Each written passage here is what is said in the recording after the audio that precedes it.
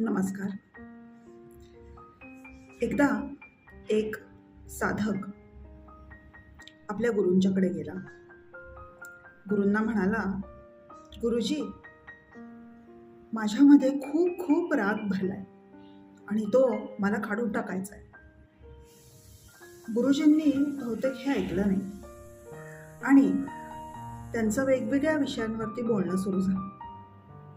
खूप वेळ गप्पा मारल्यानंतर गुरुजींनी अचानक म्हटलं, अरे, तुझ्याकडे काय काय आहेत बरं वस्तू, त्या जरा मला दे बरं.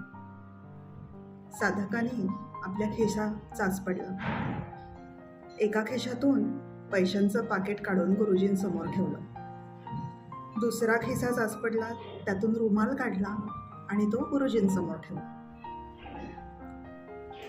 गुरुजी, माझ्याकडे होतं ते सगळं तुम्हाला दिलं बरं. गुरुजी म्हणाले, अरे, तुझ्याकडे आणखीन काहीतरी आहे, ते पण मला दे बरं.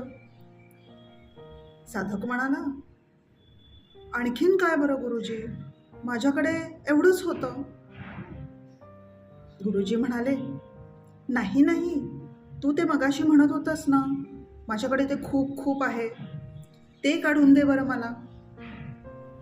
तेव्हा साधक म्हणाला, अहो गुरुजी, ते म्हणजे खूप खूप राग.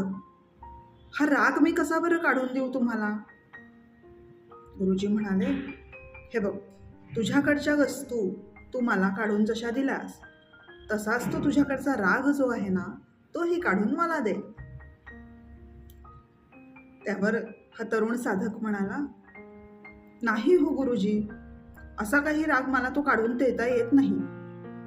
तो काय माझ्या बोलवण्याने येत नाही, आपोआप येतो. तो काय माझ्या आतून येत नाही आणि त्याला सांगितलं की तो येतो असं पण नाही, कुठनं तरी बाहेरनं येतो तो.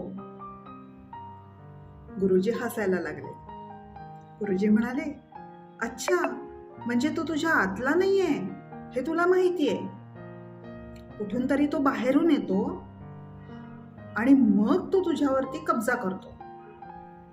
ठीक आहे, तर मग जेव्हा केव्हा तो येईल त्यावेळेला तुझ्या मनाची दारं तू पूर्ण बंद करून टाक, मग तो आत येणारच नाही.